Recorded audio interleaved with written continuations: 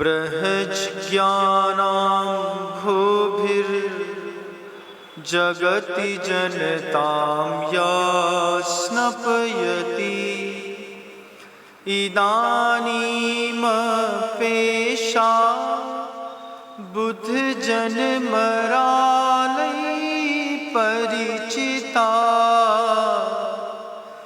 महावीर स्वामी नयन पथगामी भवतु मे। अहिंसा परमो धर्म की परम पूज्य आचार्य भगवंत गुरुदेव श्री विद्यासागर जी महाराज की, वर्तमान आचार्य परमेष्ठी गुरुदेव श्री समय सागर जी महाराज की, समस्त मुनि संघ की।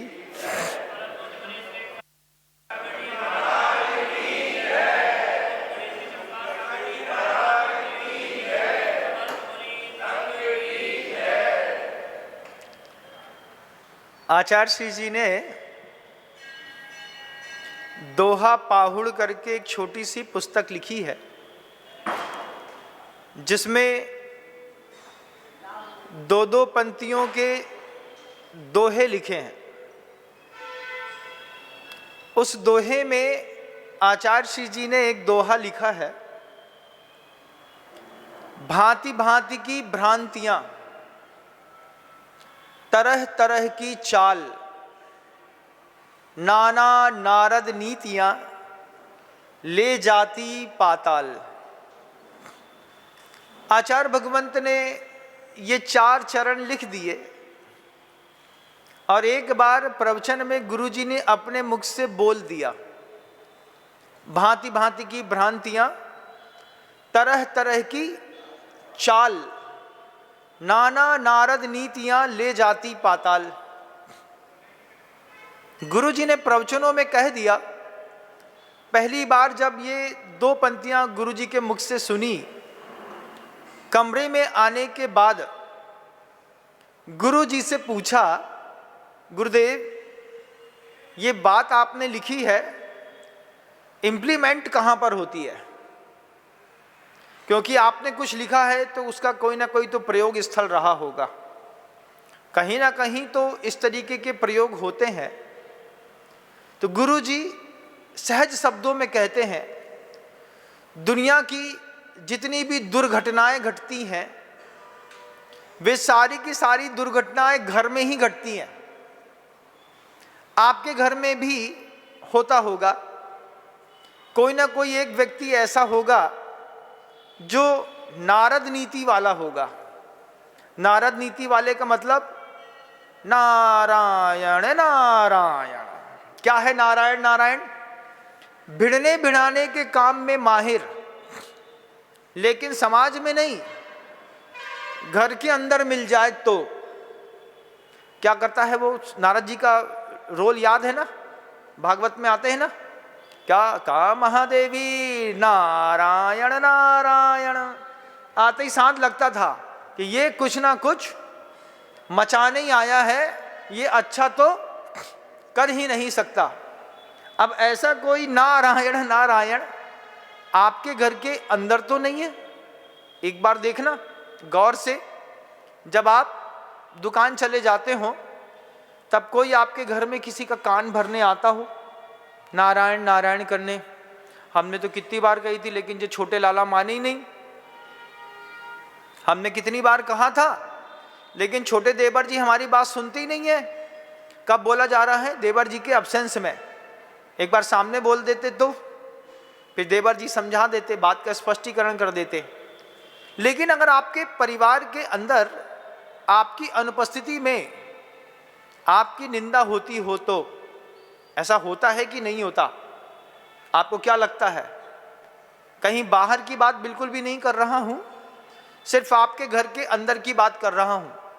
आपका परिवार आपने बसाया, अच्छा मकान बनाया, अब मकान में रहने का जो थोड़े बहुत भ्रांतियां हैं वो भी देख लीजिएगा, क्योंकि गुरुजी ने पंक्ति तो लिखी है कि नाना नारद नीतियां ले जाती पाताल। तो घर के अंदर नारद नीति का प्रयोग करने वाला, विग्रह डालने वाला कोई व्यक्ति तो नहीं है।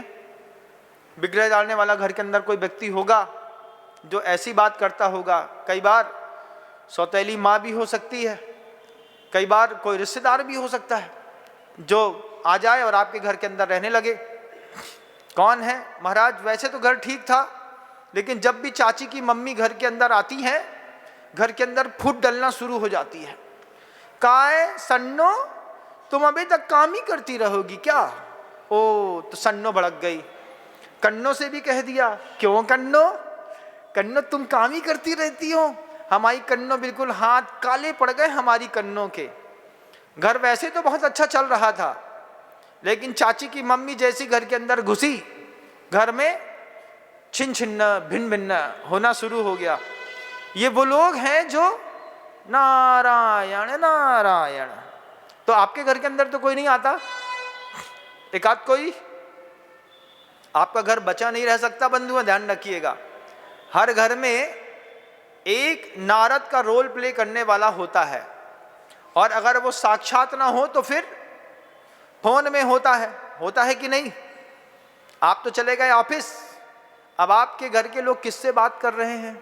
मैं अपनी मम्मी से बात कर रही थी। हाँ तो कर लो। क्या कर रही थी?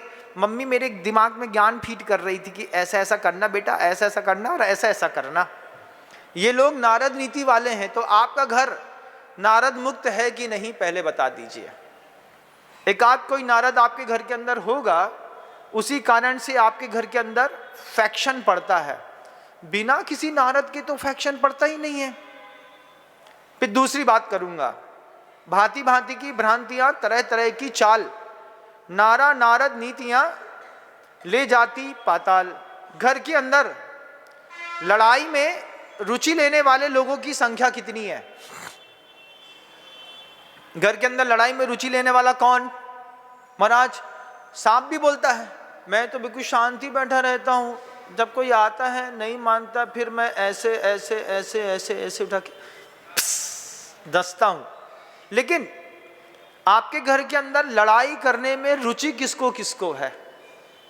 एक आध आदमी भागता होगा लड़ाई से, और एक आध आदमी क्या बोलता होगा, एक बार हो जाए फिर हम देख लेते हैं। ऐसा वेगवान लोग भी घर के अंदर ही मिलते हैं। विवेकवान लोग में देवरानी जेठानी भी हो सकती हैं। देवरानी जेठानी होती है तो फिर पति बिल्कुल धर्मात्मा हो जाता है।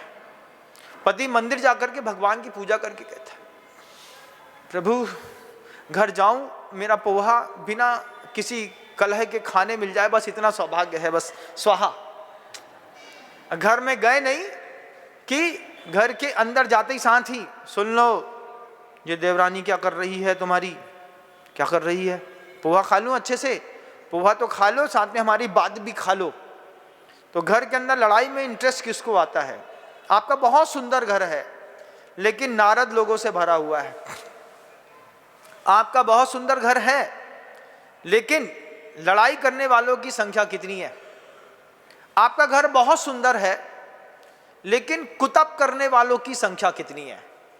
महाराज कुतब होगा जब जैन समाज के घरों में लोगों के हाथों में एक लाल धागा, एक हरा धागा, एक काला धागा, एक पीला धागा, एक नीला धागा ऐसा बंधा देखते हैं।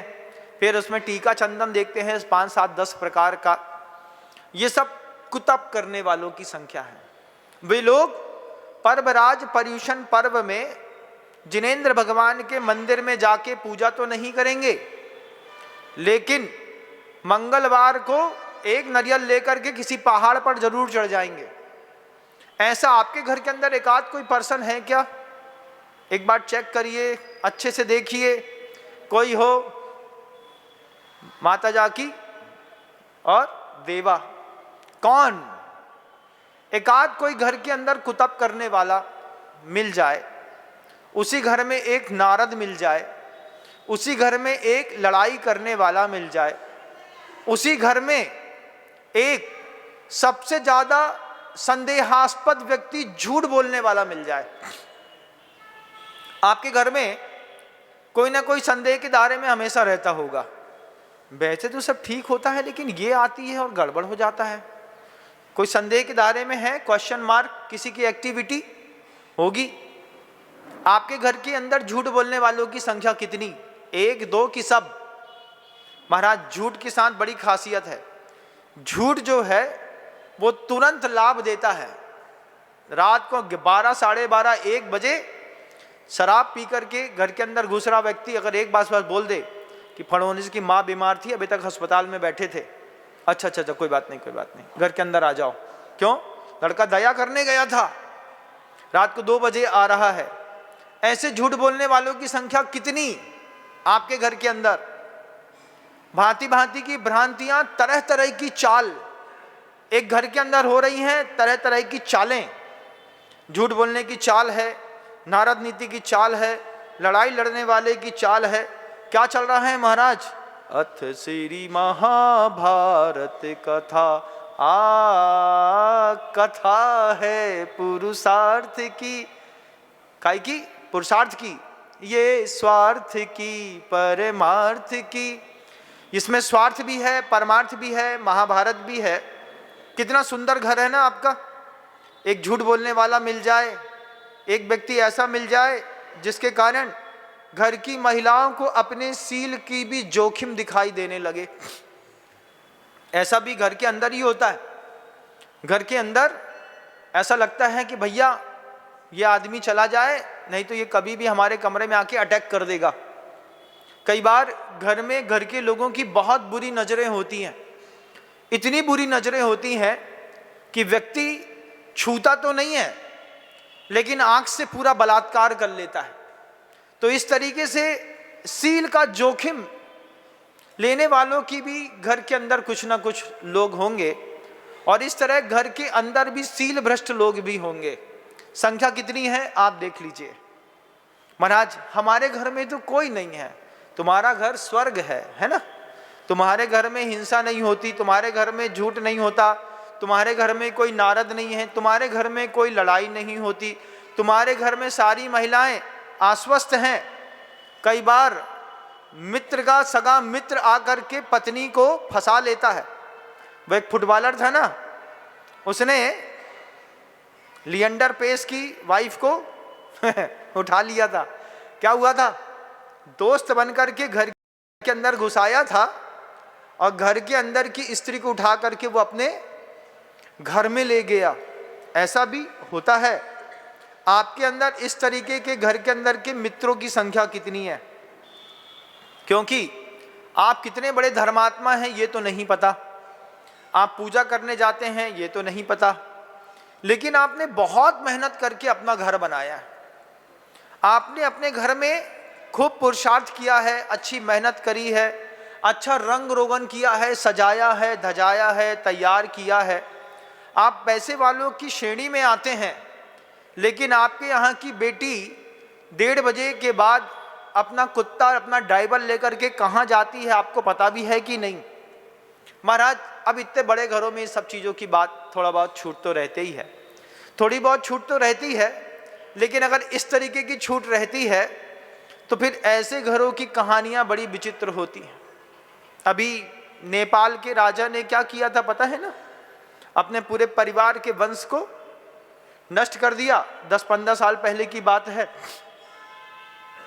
उस घर में सब था, फिर पता नहीं किस बात की कमी थी कि उस घर के अंदर ऐसी भयंकर घटनाएं घट गईं। आपके घर के अंदर सब है, लेकिन आपके घर के अंदर झूठ बोलने वालों की संख्या कितनी है तय कर लीजिए। अपने किसी भी 4 गुणवान रिश्तेदारों का नाम बताइए कि जो 4 रिश्तेदार ऐसे हों जो गुणवान हो। गुणवान का मतलब प्रतिमाधारी हो। 1-2 प्रतिमाधारी क्या होता है महाराज? हमारे यहाँ शब्द है कि जो लोग अणुव्रत को स्वीकार कर लेते हैं, बड़ा झूठ नहीं बोलते, बड़ी हिंसा नहीं करते, बड़ी चोरी नहीं करते, अब्रह्म का सेवन नहीं करते, लेकिन घर के अंदर रहते हैं, संयमित जीवन जीते हैं। आपके परिवार के अंदर एकाध व्यक्ति भी कोई है कि नहीं? एक व्यक्ति नहीं है महाराज, कोई बात नहीं, आपके परिवार में नहीं है, आपके किसी खास रिश्तेदारों में एकाध कोई प्रतिमाधारी हो। अपना घर का स्ट्रक्चर तो देख लो एक बार। हमारे घर में एक संयमी नहीं, और उसके बाद हमारे रिश्तेदारों में भी एक भी अणुव्रती नहीं। महाव्रती मिल जाए तो बड़े सौभाग्य की बात है, अनुव्रती नहीं महाराज। अब जिसके घर के अंदर अनुव्रती नहीं है, जिसके घर के अंदर कुतपी है, जिसके घर के अंदर एक अतपी भी है, अतप करने वाले क्या है, ना उनको अपने भगवान से मतलब है ना किसी और के भगवान से मतलब है। हम घर के अंदर रहते हैं, सोशलाइजेशन का ज़माना है महाराज, बिल्कुल बहुत अच्छे तरीके से हम घर के अंदर रहते हैं। घर के अंदर आपकी छवि ईमानदार है कि बेईमानों में है, एक बार बता दीजिए, आपकी छवि कैसी है महाराज? ईमानदारों में है आपकी छवि। घर के अंदर ईमानदार है माने जाते हैं आपकी बेईमान क्या महाराज? आप बोलते जाइए, हम सुनते जाएंगे, लेकिन हम किसी भी चीज का उत्तर देने में असक्षम हैं। क्यों असक्षम है? क्योंकि हम तो अपने घर में ईमानदार हैं, लेकिन हमारे परिवार के लोग हमें को बेईमान समझते हैं। बड़े भैया पैसा दबा रहे हैं, ऐसी भी घर के अंदर हवा चल रही है, ध्यान रखिएगा। छोटा भाई जो सबके लिए मेहनत कर रहा है, ये लगातार गाड़ी में घूमता रहता है, दुकान में बैठना पसंद नहीं है, ये भी जबरदस्त पैसा दबा रहा है। घर के अंदर आपकी छवि ईमानदारों में है कि बेईमानों में?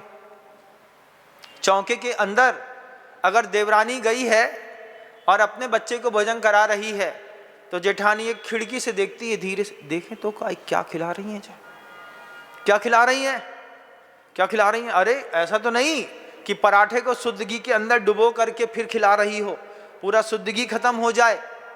छवि आपके घर के अंदर, आपके घर के अंदर आपकी छवि ईमानदारों की है कि बेईमानों की है? काहे की है? बोल दो महाराज। है तो हम ईमानदार, लेकिन छवि बेईमानों की है। तो बेईमानों की छवि आपके घर के अंदर भी आपकी बनी होगी। क्या है? बेईमान है महाराज, भरोसा नहीं है। घर के अंदर अगर आप एक सोने की अंगूठी अपने ही घर में टीवी के ऊपर रख दो और घर के अंदर एक भी व्यक्ति ना आए और शाम को वहीं के वहीं रखी मिल जाए, समझना बड़ा सौभाग्य की बात है। नहीं तो इतने लोग आ रहे जा रहे, कौन ने मारी क्या पता, अपने उठा के अंदर कर दो। 1.5 तोला की अंगूठी थी, 3 लाख रुपए पक गए। घर के अंदर आपकी छवि ईमानदार की कि बेईमान की? अच्छी बात है। पति पत्नी के संबंधों में ऐसा कौन सा संबंध है जो संदेह के घेरे में नहीं है? संदेह तो है। पत्नी हमेशा कहती, महाराज जी ये हमारे हैं तो बहुत अच्छे, लेकिन इनका कोई भरोसा नहीं है, ये बीपीएल हैं। बीपीएल क्या है? बिना पेंदी के लोटा हैं। मिसेज वर्मा की वाइफ इनको बुलाएगी तो उनके घर में घुस जाएंगे, शर्मा की बुलाएंगी तो उधर घुस जाएंगे। तो हमारे पति बीपीएल हैं, तो हम अपने पति को पकड़ के रखते हैं, इसलिए शेर के ऊपर शेरा वाली बैठ जाती है। अब जैसी वो बैठती है तब शेर बिल्कुल नियंत्रित रहता है। तो घर के अंदर आपकी छवि संदेहास्पद तो नहीं है? बोलो ना एक बार, है कि नहीं? आपकी पत्नी को आपके ऊपर पूरा भरोसा है कि थोड़ा? इतना इत्तू कितना? 30%, 35%, 40%, 50%, 80%, 100%? कोई एक आध पत्नी कह दे हमको अपने पति पर 100% विश्वास है, हाथ उठाते हैं, बहुत बढ़िया, इनकी खामियां हम निकालेंगे। जब आपके पति मोबाइल चलाते मिलेंगे ना, तब बताएंगे हम कि आपके पति क्या करते हैं। बहुत कम लोग हैं, लेकिन आचार्य जी ने वो जो पंक्ति लिखी, भांति भांति की भ्रांतियां, तरह तरह की चाल, नाना नारद नीतियां ले जाती पाताल। इतनी सारी नारद नीतियां हैं संसार में, और सारी की सारी नारद नीतियों के प्रयोग स्थल परिवार ही होता है, परिवार के बाहर नहीं होता। परिवार के अंदर आप मुझे बताइए, आपके परिवार के अंदर अनंतानुबंधी क्रोध किसको आता है? महाराज क्रोध तो आता है, लेकिन अनंतानुबंधी नहीं आता। नहीं आता, किसी को नहीं आता। अगर आपके परिवार के अंदर अनंतानुबंधी क्रोध नहीं आता होता, तो फिर आपके परिवार में 4 इंच की एक पतली सी दीवार नहीं खिंची होती। वो जो पतली सी दीवार खिंची है ना, भाई भाई में झगड़ा हो गया, अरे हो गया, भाई है, झगड़ा हो गया, चलता रहता है, ऐसा कह के छोड़ दिया होता। लेकिन अनंतानुबंधी क्रोध ने एक दिन तो पतली 4 इंच की दीवार खींची होगी, एक दिन तो अनंतानुबंधी क्रोध ने कहा होगा, मजबूरी है, इस घर से बाहर नहीं जा सकते, तो क्या पहले हम अपना खाना बनाएंगे फिर तुम अपना बना लियो। तो अब महिला अपने कमरे से आटा ला करके चौके में अपनी रोटी बनाती है और फिर छोटी देवरानी अलग बनाती है, माता पिता अलग बनाते हैं। ये अनंतानुबंधी क्रोध आपके घर के अंदर है कि नहीं, बताइए तो। नहीं है महाराज, हमारे घर में तो सब मिलजुल करके रहते हैं। धन्य है आप, प्रणाम आपको। अनंतानुबंधी लोभ कितने घरों में है। आप मंदिर नहीं आते हैं ना, कोई बात नहीं, कोई बात नहीं, आप मंदिर नहीं आते, चैनल के माध्यम से हम तो आपके घर के अंदर तक घुसे। अपने घर के अंदर बैठ करके अपने घर का ऑब्जर्वेशन करिए। अनंतानुबंधी लोभ किसके पास है। अनंतानुबंधी लोभ क्या करता है, ना खाने देता है ना खाता है, दोनों चीजें नहीं है। घर के अंदर अच्छी चीजें हैं, पैसा है, परिवार के संपन्न लोगों ने भी मांगा, आपने मना कर दिया। हमारे पास तो पैसे ही नहीं है भैया, वैसे भुखमरी चल रही है।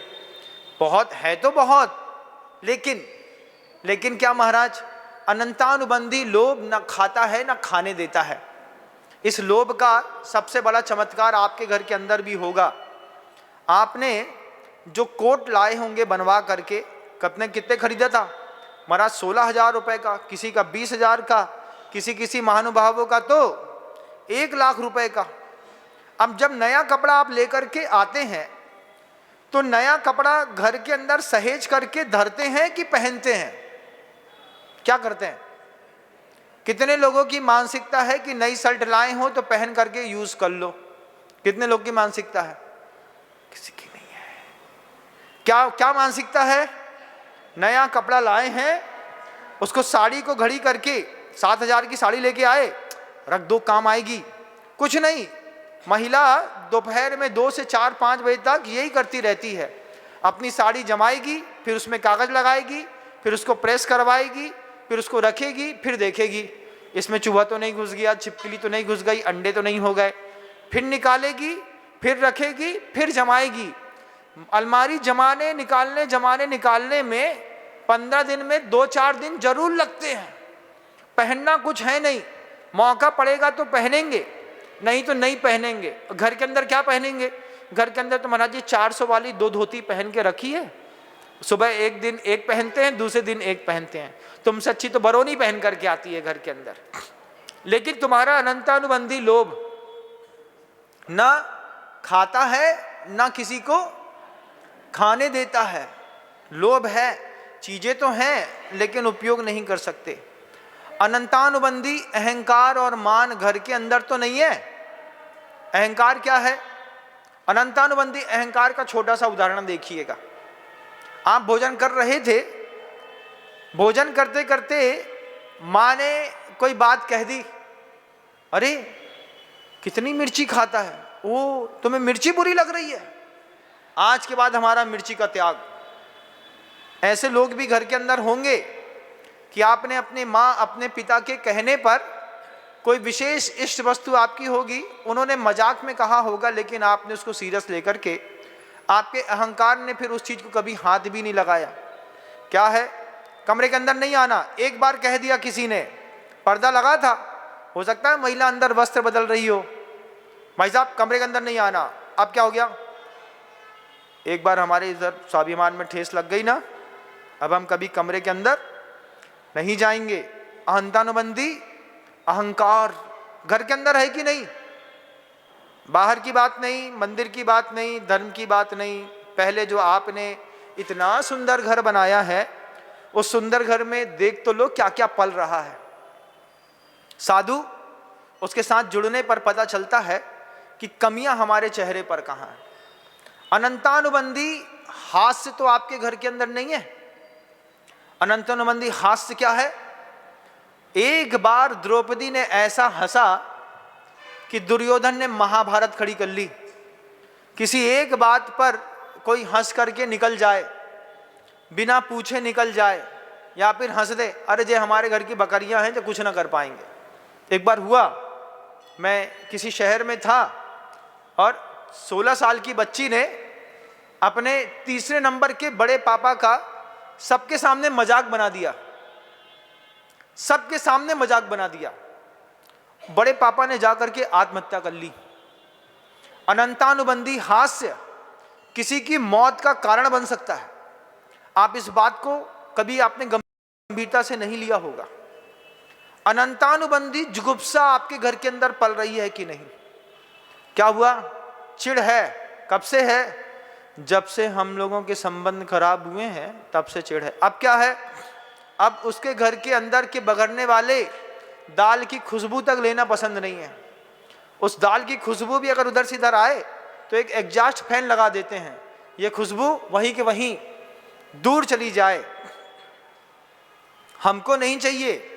अनंतानुबंधी जुगुप्सा आपके सुंदर से घर के अंदर सूरत देखना एक दूसरे की पसंद नहीं है। परिवार के अंदर लोग रह रहे हैं।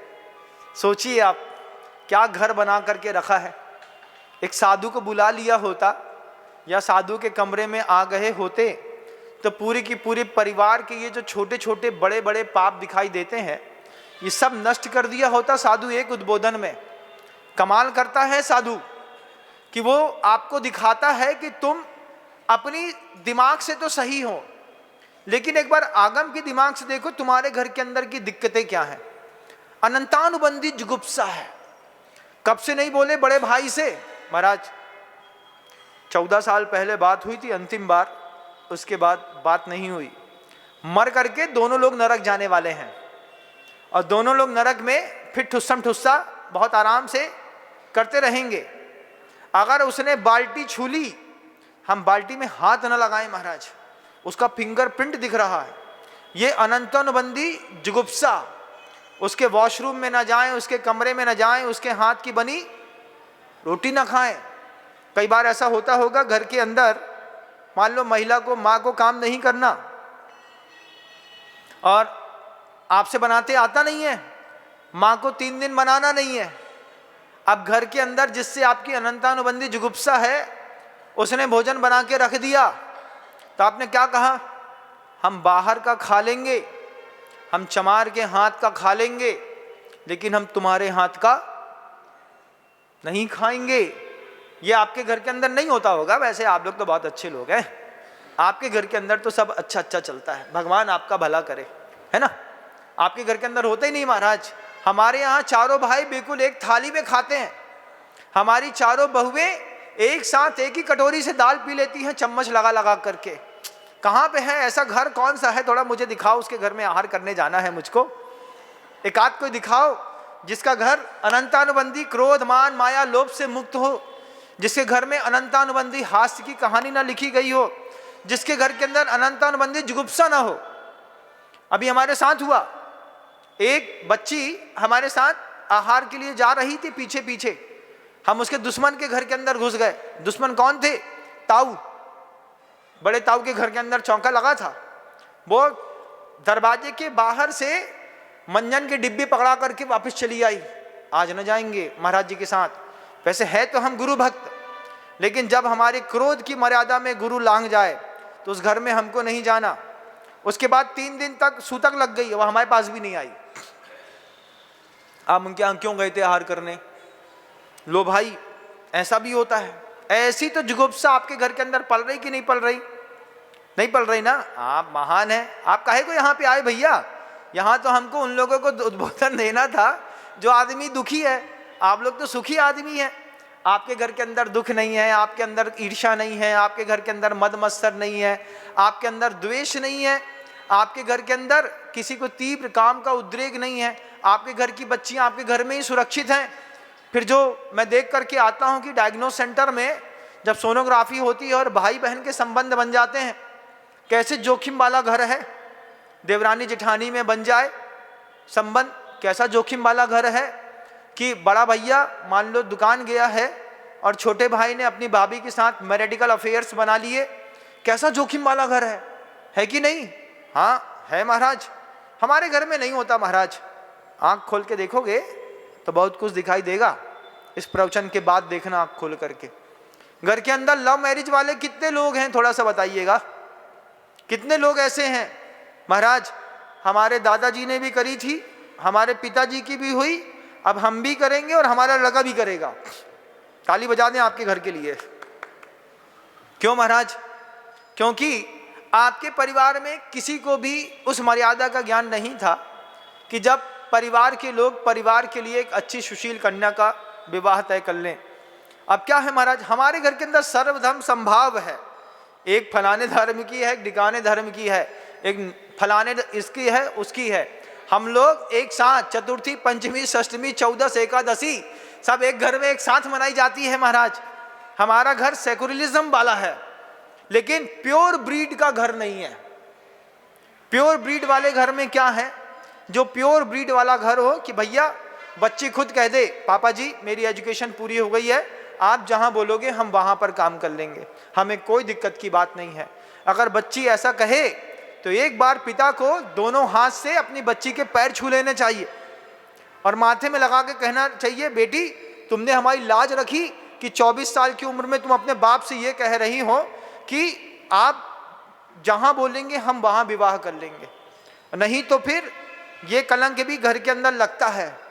अनंतानुबंधी रति का प्रभाव घर के अंदर है कि नहीं, आप बताइएगा। अब बच्चों को क्या सिखा दिए भाई, फिजिक्स, केमिस्ट्री, मैथ, बड़ा इंटेलिजेंट हो गया तुम्हारा बच्चा डेली कॉलेज में पढ़ करके है, वहां पर जा करके न्याय और अन्याय के बीच में भेद करना तक नहीं जानता। जैन समाज के बच्चे जब नॉन वेजिटेरियन स्कूलों में पढ़ते हैं वहीं से मांस खाना सीख करके चले आते हैं। अंडा आमलेट तो शाकाहारी होता है। ये आपके घर के अंदर के बच्चे की भाषा होगी, बड़े ज्यादा मत देखा करो, समझे, अपना अपना देखो, ये भाषा भी घर के अंदर की होगी। आचार्य कहते हैं कितना सुंदर घर बनाया था, कितनी मेहनत करके बनाया था, लेकिन घर के अंदर हर वस्तु को रखने के बाद भी कर्म के उदय को आप भूल गए। कर्म के उदय के साथ एक गाथा आती है, कर्म परवसे शांते दुखे रंत ऋतोदय, पाप बीजे सुखे नास्ता श्रद्धा ना कांक्षणा स्मृता। आचार्य समंत्रबद्ध गुरुदेव इस बात को कह रहे हैं, तुमने खूबसूरत दुनिया अपने घर के अंदर बसाई है, लेकिन उस बसाई हुई दुनिया के अंदर की एक बार बांस देखो, कितना गंध मारता है तुम्हारा घर। हास्य से, अनंतानुबंधी क्रोध से, अनंतानुबंधी मान से, अनंतानुबंधी मायाचारी तुम्हारे घर के अंदर है। तुम्हारे घर के अंदर के लोग एक ही घर में रहने के बाद एक दूसरे से बात तक नहीं करते। जुगुप्सा कितनी भयंकर है। तुम्हारे घर के अंदर भयाक्रांत लोगों की संख्या कितनी है ये भी बता दो। घर के अंदर माँ डरती है, महाराज हमारे घर के बारे में कुछ मत बोलना, घर में झगड़ा हो जाएगा। हमसे आगे कहती है, हमसे ये भी कहती है कि आशीर्वाद दो, गिली छू, ऐसा कुछ कर दो महाराज जिससे हमारे घर का सब ठीक हो जाए। अभी आए एक आदमी सज्जन आए, 3500 करोड़ रुपए की संपदा के मालिक हैं और उनके घर के अंदर इसी तरीके का कुछ चल रहा है। हमसे आके बोलती है दोपहर में, कुछ ऐसा मंत्र नहीं है जिससे कमाल हो जाए। हम क्या बोलते हैं उससे बताइए। धार्मिक नहीं होने का दुष्परिणाम इस तरीके से होता है। एक छोटी सी बच्ची को देख रहा हूं, सुबह के सेशन में भी आती है, शाम के सेशन में भी आती है। उसके पापा को साधुवाद देता हूं इस बात के लिए कि वो अपनी बच्ची को रोज लेकर के आ रहे हैं, बच्ची कुछ सीख रही है। क्या गजब की चीज है कि बच्ची को साधु के उद्बोधन में इंटरेस्ट है, क्योंकि आपका घर तो बहुत साफ सुथरा है, लेविस है। आपके घर के अंदर एसी, कूलर, पंखा, fridge, TV, motor car, BMW, किसी चीज की कमी नहीं महाराज, किसी भी वस्तु की कमी नहीं। अफसोस इस बात का है कि एक भी वस्तु भोग नहीं पा रहे, क्योंकि जब तक लाभांतराय कर्म का उदय ना हो, ये अंतराय कर्म के उदय को भी समझिएगा। जैन धर्म में दान, लाभ, भोग, उपभोग और वीर, ये सब अंतराय और क्षयोपशम का खेल रहता है। जब कर्म का उदय रहता है तब कोई चीज नहीं मिलती, जब कर्म का क्षयोपशम होता है तब चीजें हाथ में आती हैं। अब आपके घर के अंदर भी आपके कैसे कर्म के उदय चलते हैं देखिएगा एक बार। लाभांतराय कर्म का उदय चल रहा था तो चाहते हुए भी घर के अंदर चीज आ नहीं पाई। महाराज 70 साल के हुए तब एक सेकेंड हैंड कार आई घर के अंदर। जिंदगी भर सोचते रहे कि कार में बैठेंगे, कार में बैठेंगे, नहीं बैठ पाए। जब रिटायरमेंट का पैसा मिला तब हमारे पैसे से एक हमने सेकेंड हैंड कार खरीदी, लाभांतराय कर्म का उदय क्षयोपशम में बदला तो चीज मिली, लेकिन आप उसमें बैठ पाए ये जरूरी नहीं है, क्योंकि अभी भोगांतराय कर्म का उदय चल रहा है। भोगांतराय कर्म का उदय चल रहा है, हमारे पैसे से हमारे घर में कार आई और दूसरे दिन हमारी टांग टूट गई। अब क्या करें? अब पड़े रहो घर के अंदर बिस्तर में। बेटा एक बार तो कार में घुमा देते। कहाँ से घुमा देते? तुम्हारी टूटी टांग को लेकर के। दादाजी टांग ठीक कर लो। क्या हो गया? भोगांतराय कर्म का उदय चल रहा है। फिर मान लो एक आध बार कोई चीज भोग भी ली, दोबारा चाबी हाथ में आने वाली नहीं है। क्यों? क्योंकि उपभोगांतराय कर्म का उदय चल रहा है। घर के अंदर क्या हुआ महाराज? घर के अंदर शुद्ध खोबे का, मावे का लड्डू, गुजिया सब बना और सामने उसकी खुशबू आ रही है। पिताजी सूंघ रहे हैं कि क्या गजब की बन रही है, लेकिन पिताजी के शरीर के अंदर 450 शुगर चल रही है। वे गुजिया सूंघ सकते हैं, खा नहीं सकते। खाएंगे तो क्या होगा? उनके नाम की खीर पूरी बढ़ जाएगी तीसरे दिन। क्या हुआ भैया? दादाजी को एक गुजिया और खिला दी प्यार से बहू ने। रोज परेशान कर रहे थे, 550 शुगर थी, एक बढ़िया गुजिया खिलाई। दादाजी रात को साइलेंट अटैक आया, दादाजी गए। बोले एक गुजिया में इतना कमाल है, किसी के शरीर में जाए तो ताकत पैदा करे और किसी के शरीर में घुसे तो जान निकाल ले। ये क्या है? वीर्यांतराय कर्म का उदय चल रहा है। जब वीर्यांतराय कर्म का उदय चल रहा होता है तो पेट में गया खाना पचता नहीं है, मचता है। खिला दें 80 साल के बब्बा को 2 समोसे, 2 रसगुल्ले, 2 जलेबी, 2 कचौड़ी खिला दें, बब्बा क्या होंगे? बेटा आवाज आ रही है यहाँ से, अब हम चले, अब तो कुछ गड़बड़ होने ही वाला है। अभी हुआ, हम भट्टारक जी की नसिया में थे, एक दादाजी का ऑपरेशन हो गया। हमने कहा कैसे हो गया? 7 दिन 6 दिन बाद आए। बोले महाराज नीचे रिसेप्शन था, वहां पर रबड़ी थी, बहुत दिन से खाई नहीं थी, तो हमने एक पाव रबड़ी खा ली। अब रबड़ी पेट में चली तो गई लेकिन निकली नहीं। फिर क्या हुआ? अब उस रबड़ी के चक्कर में 85,000 रुपए लगे हैं, 4 टाँके लगे हैं, तब जाकर के रबड़ी पेट से बाहर निकली है। ये क्या चल रहा है? वीर्यांतराय कर्म का उदय चल रहा है। जब तक ये क्षयोपशम में नहीं बदलेगा तब तक आपके शरीर में गया हुआ भोजन धातु और उपधातुओं में परिवर्तित नहीं होगा। महाराज जंगल नहीं होती, खाते तो बहुत हैं। इसका मतलब है कि वीर्यांतराय कर्म का अच्छा क्षयोपशम चल रहा है, गया भोजन शरीर में लग जाता है। और जब गया भोजन शरीर में ना लगे तब क्या महाराज? अंदर डाला था एक रसगुल्ला 5 रुपए का डाला, निकलवाने के 50,000। फिर क्या है? फिर उसमें हाजमोला ढूंढो, एनीमा ढूंढो, हर ढूंढो, कायम चूरन ढूंढो, उसके बाद रेवन चीनी ढूंढो, उसके बाद और काय की सनाई की पत्ती खाओ, उसका एक जूस बना करके पियो, लिक्विड पियो, उसके बाद भी सुबेरे डकार आती है, क्योंकि आपके वीर्यांतराय कर्म का उदय चल रहा है। इसको क्षयोपशम में बदलिए। क्षयोपशम में कैसे बदलते हैं? तो आचार्य कहते हैं सेवा करिए। सेवा करने से ये सारे के सारे उदय क्षयोपशम में बदल जाते हैं। सेवा करने से भगवान के बाद दूसरा नंबर तुम्हारा है।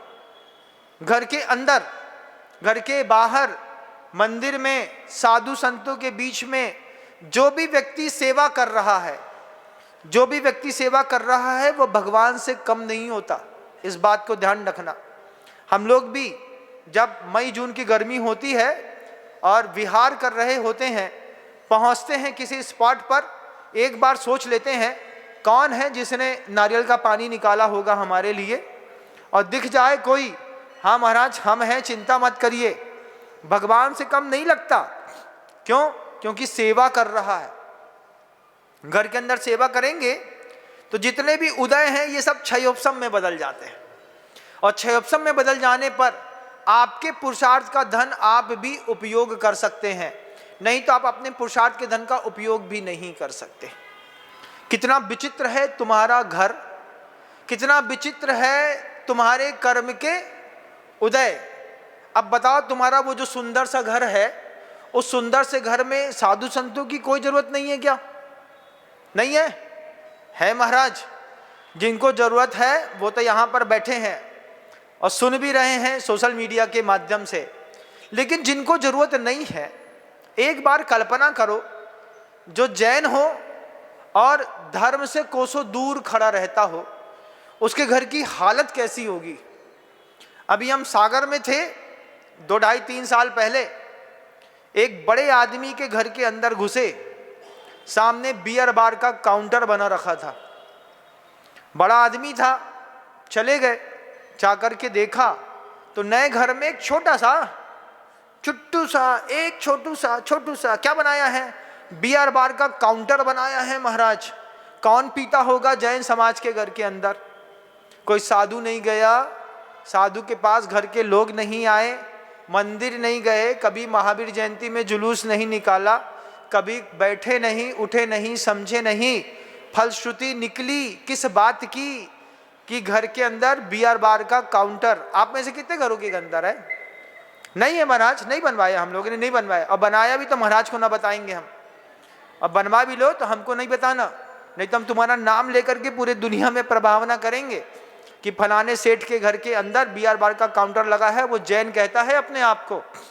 चलो बहुत अच्छी बात है कि आपके घर के अंदर बियर बार का काउंटर नहीं है, लेकिन जब आपके घर के अंदर शादी होती है तब आप 1-8 लाख रुपए, 2-5 लाख रुपए धीरे से साइड में खर्चा करते कि नहीं? नहीं करते महाराज? आप लोग नहीं करती, लेकिन जो जवान लोग होते हैं वो इशारे में पूछते हैं, क्यों जुगाड़ कहाँ है? ये जुगाड़ कहाँ है? फिर धीरे से बोलेगा, ऊपर फूफा जी के कमरे में है, चुपचाप हल्ला नहीं करना, एक आवाज नहीं। फिर धीरे से आदमी शादी के दिन में ऊपर चढ़ेगा 30वीं मंजिल में। कहाँ सब चढ़ रहे हैं 30वीं मंजिल में? अरे सब बहुत धर्मात्मा है क्या? धर्मात्मा नहीं है। फूफा जी, जीजा जी, ब्याई जी इस मामले के हीरो होते हैं, यही खरीद के लाते हैं। कितनी बोतलों पे बोतलें, घर के अंदर शादी है, फिर धीरे से हिलाएंगे, फुस फोड़ेंगे, वहीं पी करके आएंगे। तुम्हारे घर के अंदर एक साधु भी होता ना तो इस तरीके की एक भी बोतल नहीं खुलती तुम्हारे घर के अंदर, लेकिन तुम भी उसमें थोड़े थोड़े शामिल होगे। महाराज हम तो जौ का पानी लेते हैं, शराब तो हम पीते नहीं। जौ का पानी क्या है महाराज? वो तो कुछ है नहीं, जौ का पानी है। जैसे वो बिर्रा की रोटी बनाते हैं जिस जौ से, उसी का पानी है, फुला करके पिला दिया। क्या गजब के लोग, साधु जीवन से अनभिज्ञ, धर्म से अनभिज्ञ, भांति भांति की भ्रांतियां, तरह तरह की चाल, नाना नारद नीतियां ले जाती पाताल। बड़े घर की लड़की ड्राइवर के साथ भग गई। काय को भग गई महाराज? क्यों? छूट दी थी ना हमने अपनी लड़की को ड्राइवर के साथ चले जाना। बहुत बढ़िया, अब ताली बजाएं तुम्हारे घर के लिए। क्या करें आप बताइए, क्या करें? महाराज धर्म का उपदेश दीजिए। धर्म इसी का नाम है बंधुओं कि अविद्या मुक्त परिवार है कि नहीं। अभी एक व्यक्ति आया और मैंने मुझसे पूछा, महाराज नया घर बनाया है, नए घर का नाम क्या रखना? आप सोचिए कितना अंतर होता है अपनी अपनी मानसिकताओं का। घर बना था, मैंने कहा अपने घर का नाम कल्प वृक्ष रख लो। आचार्य के पास गया, आचार्य मेरे से पूछा, मुझसे जुड़ा आदमी था, पूछा तो मैंने कहा घर का नाम कल्प वृक्ष रख लो। उसने गुरुदेव से जाकर के पूछ लिया, महाराज नया घर बनाया है, घर का नाम क्या रख लें? एक बार आपका संकेत मिल जाता तो बहुत अच्छा रहता। आचार्य कहते हैं बोधि वृक्ष रख लो। मैंने कहा कल्प वृक्ष रख लो। आचार्य जी कहते हैं बोधि वृक्ष अपने घर का नाम रखो। उसने लौट करके आया, मुझसे कहता है गुरुदेव गलती क्षमा हो, गुरुदेव ने कहा है अपने घर का नाम बोधि वृक्ष रख लो। हम सोचे तो सोचते रह गए कि ऐसा घर का नाम हो जहाँ के भोजन में बोधि मिलती हो, कपड़ों में बोधि मिलती हो, सोने में बोधि मिलती हो, व्यवहार में बोधि मिलती हो, कसाई में बोधि मिलती हो, हर चीज में जहाँ पर बोधि मिलती हो। गुरु जी ने कितना ऊंचा तुम्हारे घर का नाम रखा, बोधि वृक्ष। हम रखते तो कल्प वृक्ष, वो रख रहे बोधि वृक्ष। आपके घर के अंदर एक आध कोई बोधि वृक्ष है कि नहीं, कि सब बुद्धू वृक्ष से लटके हुए हैं? जैसे फल में, आम के पेड़ में आम लटका रहता है, ऐसा तो नहीं कि तुम्हारे घर में तुम लोग सब लटके हुए हो, एक इस डगाल में, एक इस डगाल में, एक ऊपर वाली डगाल में, एक किनारे वाली डगाल में, एक सामने वाली डगाल में। हम लोग मिलते नहीं महाराज। मिलने जुलाने का काम नौकर का है। नौकर हमारे कमरे में कितने लोग हैं, याद आ गया, पूछ लेते हैं, कितने लोग हैं आपके घर में जो बिना नहाए खाते हैं? एक बार बताइएगा, कितने लोग? महाराज हम तो नहीं खाते। तुम्हारा लड़का बिना नहाए खाए तो राक्षस कहलाता है, मर करके सुअर बनेगा। बोल देना अपने लड़के से, जो बिना नहाए खाते हैं, बिना कपड़े बदले खाते हैं, बिना जूता मोजा उतारे खाते हैं, मर करके वही करेंगे, सूंघेंगे और वहीं पे जाकर के सुअर बनेंगे। अपने बच्चों को बताइएगा, लिखा है ऐसा कहीं कहीं पे कि बिना नहाए खाने वाले मर के सुअर बनते हैं। कितने बच्चे ऐसे हैं जो सुविधा भोगी इस तरीके का जीवन जी रहे हैं? अपने बच्चों को प्रेरणा दीजिए। बेटा, महाराज आए, प्रवचन दे रहे थे, महाराज ने बहुत सारी बातें कह दी। क्या क्या कह दिया? महाराज ने कह दिया तुम्हारे घर के अंदर जलने वाले कितने, क्रोध वाले कितने, अनंतानुबंधी मान वाले कितने, माया वाले कितने, जुगुप्सा वाले कितने, तुम्हारे घर के अंदर रात्रि भोजन करने वाले कितने, संख्या बताओ। महाराज हम भी उसमें शामिल हैं। कितने बजे रात तक? कुछ तो पाप की सीमा खींचो कि रात में खाएंगे कोई बात नहीं, दिन का बना रात में खाएंगे, इतनी सीमा तो खींचो। लेकिन रात्रि भोजी हमारे घर के अंदर मिलेगा, हमारे अंदर तीव्र कसाय करने वाला मिलेगा, हमारे यहाँ नारद नीति वाला मिलेगा, हमारे यहाँ जुगुप्सा करने वाला मिलेगा, हमारे यहाँ लोभी मिलेगा, हमारे यहाँ अहंकारी मिलेगा, हमारे यहाँ मानी मिलेगा। क्या घर है तुम्हारा भैया? ऐसे घर से भगवान दूर रखे तो अच्छा। एक आध कोई मिल जाए घर के अंदर, एक व्यक्ति को संयमी जरूर होना चाहिए। घर के अंदर एक व्यक्ति भी संयमी है, इसकी जवाबदारी किसकी? सबसे छोटे की कि सबसे बड़े की? किसकी? आइडियल पर्सन कौन है आपके घर के अंदर? आप कि आपका बच्चा की नाती? जो भी आइडियल पर्सन है, एक व्यक्ति को तो संयमी होना चाहिए। दादाजी आलू प्याज नहीं खाते, रात्रि भोजन नहीं करते, मंदिर रोज जाते हैं, पूजा रोज करते हैं, माला रोज फेरते हैं। ऐसे परिवार में अगर एक व्यक्ति भी संयमी मिल गया तो ये सारी की सारी जितनी भी विकार हैं, इन विकारों की सीमाएं निश्चित होती हैं। नहीं तो अनिश्चित सीमाओं तक ये विकार जाकर के अपना रूप दिखाते हैं। इस पूरे के पूरे संबोधन से कोशिश करिएगा आपका परिवार भावित न हो। लेकिन अगर भावित हो गया है, लेकिन आपके परिवार की ऐसी ही स्थिति है, तो बच्चों को अच्छे साधु से जोड़ने का प्रयास करिएगा। शब्दों का विराम देते हैं। गुरुदेव श्री विद्यासागर जी महाराज की जय। जा वाणी के ज्ञान से सूझे लोकालोक, सो वाणी मस्तक नमु सदा देथूं धो। हे जिन वाणी भारती तो है जपो दिन नैन, जो तेरी शरणा गहे सो पावे सुच।